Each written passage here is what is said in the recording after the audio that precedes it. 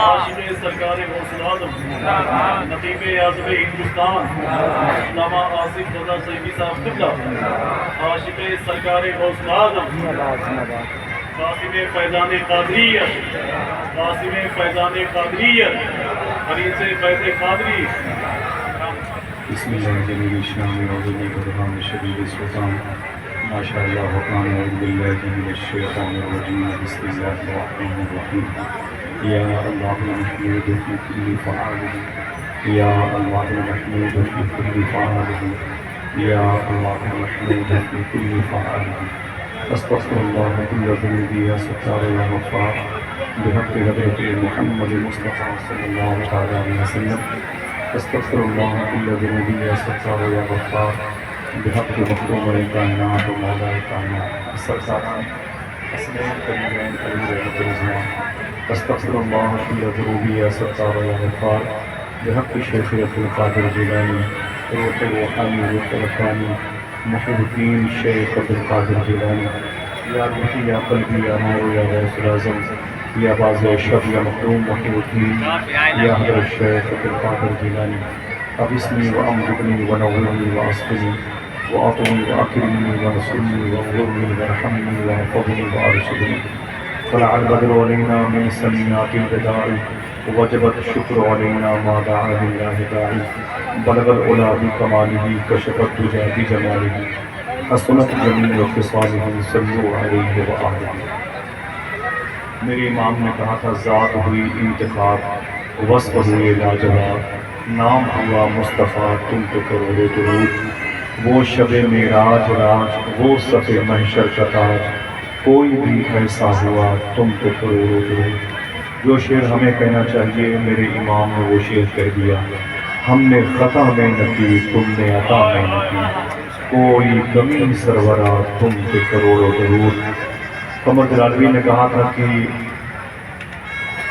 تمنا میں کشوں کی جب سنی جنت میں پینے کی ادائیں تو نے ملا دی حوض کوثر سے مدینے کی اور نسیم صبح کی جامع تلاشی لی گئی جس دم گلوں پہ کھل گئی چوری محمد کے پسینے کی گلوں پہ کھل گئی چوری محمد کے پسینے کی.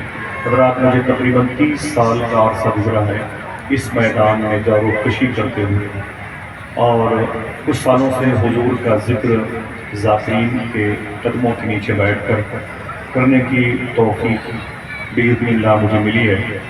میں بڑے ہی سکون اور بہت ہی سائلنٹ طبیعت کا آدمی ہوں جب مائک پہ ہوں اور میں بہت آج کئی سالوں کے بعد مجھے لگ رہا ہے اتنی دیر کے بعد میں مائک پر آیا. میں نے آباد بھائی سے ہاتھ جوڑ کے کہا تھا مجھے رہنے دیں اتنی بڑی بھیڑ مبارک جماعت ہے اور میرے لیے اس تحریک کا فیض تو واقعی بہت فیض بارگاہ ہے. حضور صاحب سجادہ انتخابی مشائخ اہل سنت کی صورت میں موجود ہیں میں لیکن حضور مسیح العلماء کی موجودگی ہو تو وہاں پر ہم جیسوں کا گزر بھی نہیں ہونا چاہیے.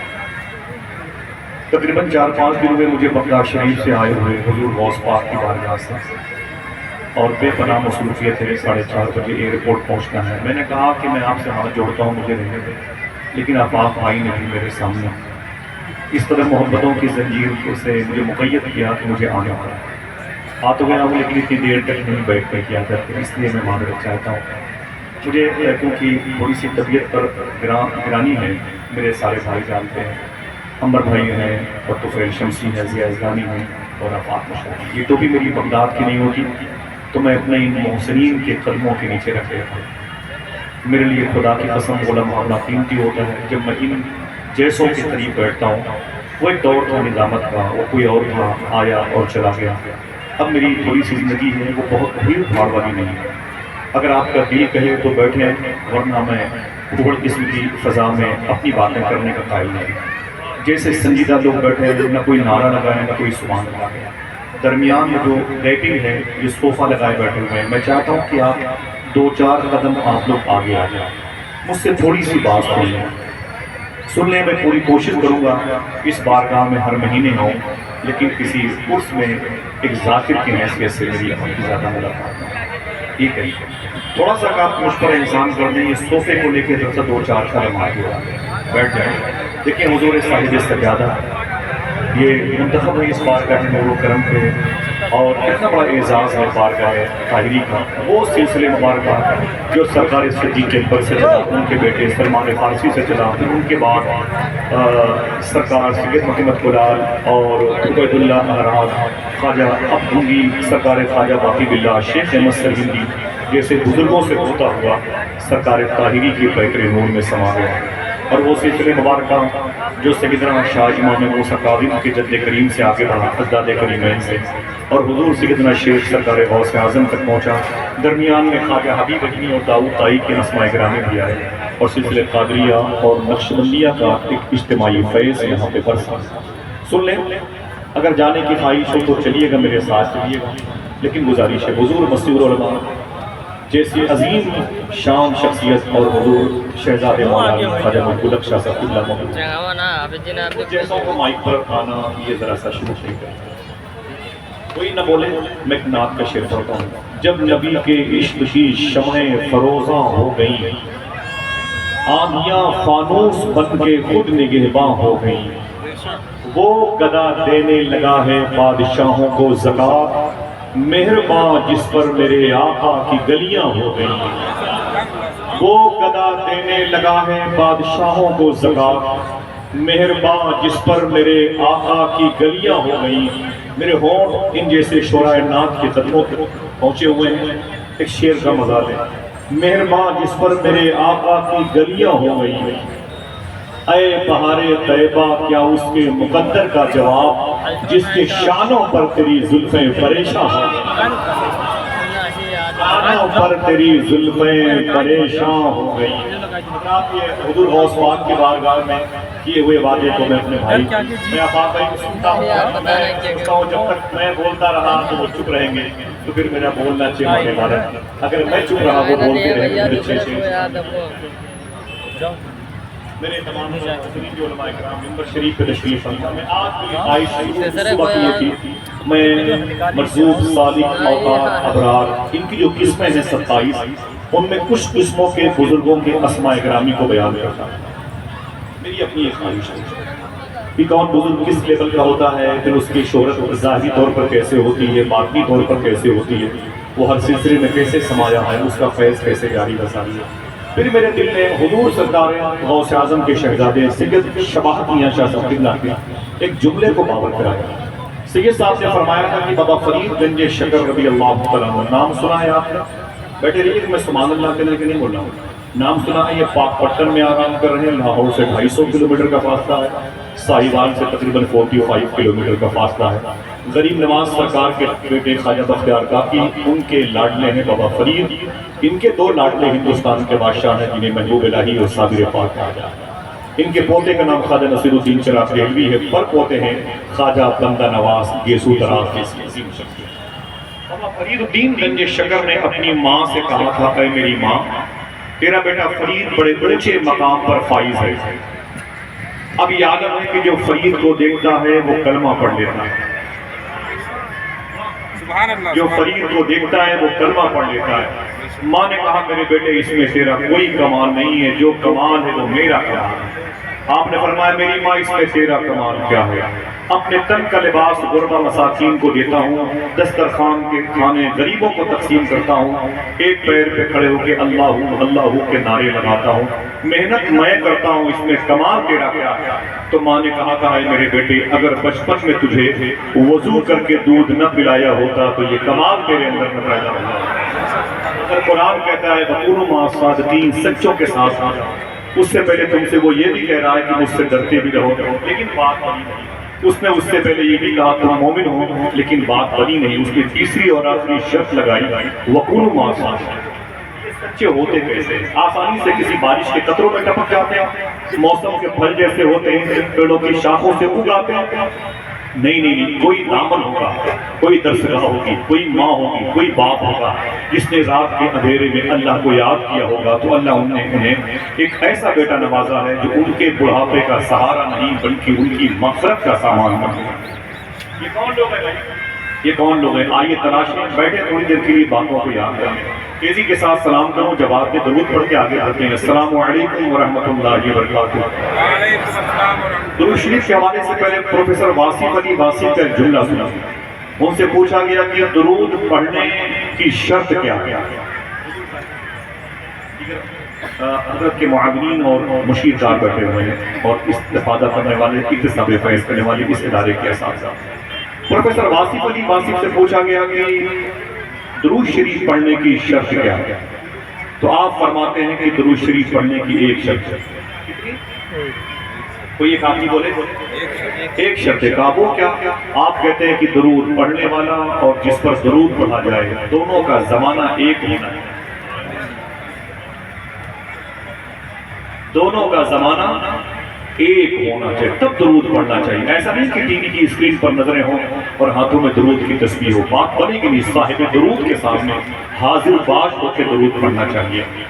درود پڑھنے کا ایک ہی شرط ہے، درود پڑھنے والا اور جس پر درود پڑھا جائے دونوں کا زمانہ ایک ہونا چاہیے. تو اس نے کہا اے بابا اس کا مطلب ہم درود نہ پڑھیں؟ کہا کیوں؟ کہا حضور 1400 سال پہلے آئے اور مکہ شریف میں آئے، مدینہ پاک میں انتقال کیے. ہم غیر منقسم ہندوستان میں ابھی آئے ہوئے ہیں، حضور کو دیکھا نہیں ہم نے، حضور کے دور میں نہ تھے، ہم درود نہ پڑھیں؟ تو پروفیسر واصف علی واصف نے کہا یہ سچ ہے کہ تم حضور کے زمانے میں نہیں تھے، لیکن یہ بھی حقیقت ہے کہ حضور تو تیرے زمانے میں ہیں. حضور تو تیرے زمانے میں. اس نے کہا یہ حضور کا زمانہ ہے؟ بولے بالکل زمانہ ہے. کہا ثبوت کیا ہے؟ تو پروفیسر واصف علی واصف کہتے ہیں کہ سن وقت پر سورج نکلتا ہے اور ڈوبتا ہے، بغیر کسی پلر کے اللہ نے آسمان کو روک رکھا ہے. اس کا مطلب کوئی ہے جس کی وجہ سے روک رکھا ہے. اور حضور کائنات کی جان ہے. میرا امام کہتا ہے جان ہے تو جہان ہے. سیدی شاہ صوفی سلطانیہ شاہ صاحب قبلہ سے پوچھا گیا درود پڑھنے کا طریقہ کیا ہے؟ کوئی نہ بولے گا، بولنے والوں کو دیکھتے رہیے. درود پڑھنے کا طریقہ کیا ہے؟ تو صوفی صاحب کہتے ہیں کہ وہی طریقہ ہے جو نماز پڑھنے کا. وہی طریقہ ہے جو نماز پڑھنے کا ہے. پوچھا گیا نماز پڑھنے کا طریقہ کیا؟ آپ نے فرمایا کہ میرے آقا نے ارشاد فرمایا ایسے نماز پڑھو یا تم خدا کو دیکھ رہے ہو یا خدا تمہیں دیکھ رہا ہے. پھر کہتے ہیں ایسے ہی درود پڑھنا چاہیے یا تم نبی کو دیکھ رہے ہو یا نبی تمہیں دیکھ رہا ہے. یہ حضوری کا طریقہ ہے. بے سر پیر کی باتیں وظائف و معمولات میں قبولیت کی سرحدوں تک نہیں پہنچتی. آئیے حضوری کے آداب مرہوز رکھیں اور بڑے ادب اور احترام کے ساتھ درود شریف پڑھیں. اللہم صلی علی سیدنا و شفیعنا و نبینا و مولانا نورک محمد وعلی آل محمد بعدد کل معلوم لک بعدد کل معلوم لک. اللہ کہتا ہے کہ وکونوا مع الصادقین، سچوں کے ساتھ ہو جاؤ. کوئی ایک شخص بولے سبحان اللہ. کچھ بھی نہیں کرنا، آپ کو بس بیٹھے رہنا ان گفتگو میں. سچوں کے ساتھ ہو جاؤ. یہ سچے ہوتے کیسے ہیں؟ زمین پر تو ہوتے ہیں لیکن گندگی کے ڈھیر پر کبھی کبھی بیٹھے ہوتے ہیں، لیکن جب انتقال ہو جاتا ہے تو خوشبوؤں میں بسائے جاتے ہیں. بے لباس ہوتے ہیں، انتقال کے بعد وہ پھر چادریں اتنی پیش ہوتی ہے کہ گنبد تک پہنچ جاتے ہیں. بھوکے بیٹھے ہوتے ہیں لیکن ان کے انتقال ظاہری کے بعد پھر لنگر پہ لنگر چلتے رہتے ہیں. یہ ہوتے کون لوگ ہیں؟ تو یہ کیا آسانی سے ابدال و اوتاد و ابرار کی منزل ہے؟ وہ پورا خاکہ ہے، میں نے سیو کر رکھا ہے. کبھی 2 4 10 20 سال کے بعد آؤں گا تو میں اس ٹاپک پر بات کروں گا. ابھی مجھے اس دامن کی بات کرنی ہے جس دامن میں اولیاء کے سردار کی پرورش ہوئی اور پھر ان کے عظمتوں کے سکے تقسیم ہوئے تو کوئی غوث اعظم بنا، کوئی غریب نواز بنا، کوئی وارث پاک بنا، کوئی بابا تاج بنا، کوئی فاضل بریلوی بنا، کوئی چراغ ربانی بنا، کوئی سید محمد کلال بنا، کوئی بابا سماسی بنا، کوئی خواجہ باقی باللہ بنا، کوئی عبید اللہ احرار بنا، کوئی سلمان اور کوئی سرکار طاہری کے پیکر میں. وہ دامن کیسا ہے؟ ایسے ہی لوگ بن جاتے ہیں اللہ کے ولی. نا نا نا نا. آئیے میں تھوڑی سی حضور بیان کروں. کبھی آؤں گا تو بات کروں گا مرزوق صادق اوقات ابرار کی. ایک بڑا ہی چکر ہے، میرا دل نہیں کہتا اسے ابھی آن کروں گا.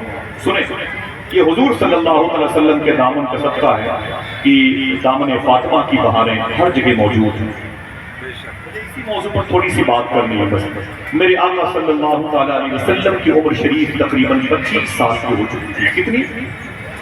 بولے 25 سال. آپ گرمی میں ہیں، مجھے بھی گرمی لگ رہی ہے، گرمی لگ رہی ہے. لیکن ایک عجیب بات میں کربلا سے لگی ہو کے آیا ہوں 4 5 دن. قافلہ کیوں لٹا کتاب کا نام ہے، رائٹر افغانستان کا ہے، رہتا ہے امریکہ میں۔ ابھی PDF کے ذریعے سے میری تقریر چھوڑ چھاڑ کے دیکھ لیا، تقریباً 92 یا 95 کے پیج نمبر کے آس پاس کتاب کا نام ہے قافلہ کیوں لٹا۔ اس میں لکھا ہے کہ عموماً جس زمین پر امام حسین شہید ہوئے تھے، سخت گرمی کے دنوں میں اس زمین کا جو ٹمپریچر ہے وہ 115 سے زیادہ رہا کرتا ہے۔ ابھی دیکھیں آپ کتاب قافلہ کیوں لٹا کتاب کا نام ہے۔ تو اتنی بھی گرمی نہیں ہے کہ آپ جو بھی ہے، یہ تو آپ کی سہولت کے لیے بارش ہو گئی ہوگی تو آپ بے چین ہو گئے ہوگے، بیٹھے تھوڑی سی گرمی کے پسینے کے قطروں کو ہی شاہد و عادل بنا لیں۔ میرے آقا صلی اللہ علیہ وسلم کی 25 سال عمر شریف ہو چکی ہے اور حضور نے بھی شادی نہیں فرمائی، فرسٹ میرج حضور کی نہیں ہوئی۔ اسی مکہ شریف میں خاتون ہے جن کا نام ہے خدیجہ۔ کیا نام ہے؟ خدیجہ ان کا نام ہے۔ ان کے باپ کا نام ہے خویلد، سب سے بڑے پیسے والی عورت، 40 اونٹوں پر ان کے لگیج کے سامان لگے رہے۔ ان کی شادی ہو چکی، ان کے شوہر کا انتقال ہو چکا تھا۔ باپ نے کہا میری بیٹی دوسری شادی کر لے، تو خدیجہ تیار ہو گئی، دوسری میرج ہوئی تھی اور ایک بیٹا پیدا ہوا۔ اس کے بعد ان کے دوسرے شوہر کا بھی انتقال ہو گیا۔ ان کی سہیلی نے کچھ دنوں کے بعد کہا اے میری دوست فرینڈ، میری سہیلی خدیجہ تیسری شادی کر لے۔ خدیجہ نے کہا مجھے مردوں سے نفرت ہو گئی، مجھے مرد اچھے لگتے نہیں، مجھے یہ شوٹ نہیں کرتے ہیں۔ 2 الگ الگ موقع پر میں ان کے نکاح میں کیا لیکن یہ فوت ہو گئے، اب مجھے مردوں کے ساتھ اپنی لائف نہیں گزارنی، ساری طاقت و قوت اپنے باپ کے بزنس پہ مجھے خرچ کرنی ہے جو سب سے بڑا تاجر ہے، سب سے بڑا بزنس مین ہے۔ ان کی سہیلیاں کہتی رہی خدیجہ کم سے کم تیسری شادی کر لے، تیری عمر 40 سال کے آس پاس ہے، ابھی تیرے چہرے پہ جاذبیت ہے، میگنیٹ سسٹم تیرا چہرہ ہے، مقناطیسیت سے بھرا ہوا ہے۔ خدیجہ کہتی مجھے کسی مرد سے کوئی دلچسپی نہیں، مجھے مردوں سے بڑی الرجی ہے، بہت سخت نفرت ہے، مجھے مرد کے چہرے اچھے لگتے نہیں ہیں، میں شادی نہیں کروں گی۔ کوئی ایک آدمی ہے جو اس بات کو سن کے بولے سبحان اللہ۔ وہی خدیجہ کہتی ہیں ایک دن میں مکہ شریف کی گلیوں سے گزر رہی تھی، سامنے سے آمینہ کے لال تشریف لا رہے، حضور صلی اللہ تعالیٰ علیہ وسلم تشریف لا رہے ہیں۔ وہ کہتے میں نے بڑی تعریف تو سنی تھی، کبھی حضور کو دیکھا نہیں، میں نے کبھی حضور کی پلکیں نہیں دیکھی، حضور کی آنکھیں نہیں دیکھی۔ امی خدیجہ کہتی ہے میں جب قریب گئی تو حضور صلی اللہ علیہ وسلم اور قریب آئے، میرے قریب سے حضور گزرے تو میں ٹھہر گئی، میں نے ٹھہر کر کے حضور کی پیشانی دیکھی، ایسی چمکدار پیشانی میں نے آج تک کسی کی نہیں دیکھی، ایسے ہونٹ میں نے کسی کے نہ دیکھے، ایسے لب میں نے کسی کے نہ دیکھے، ایسے رخسار میں نے کسی کے نہ دیکھے۔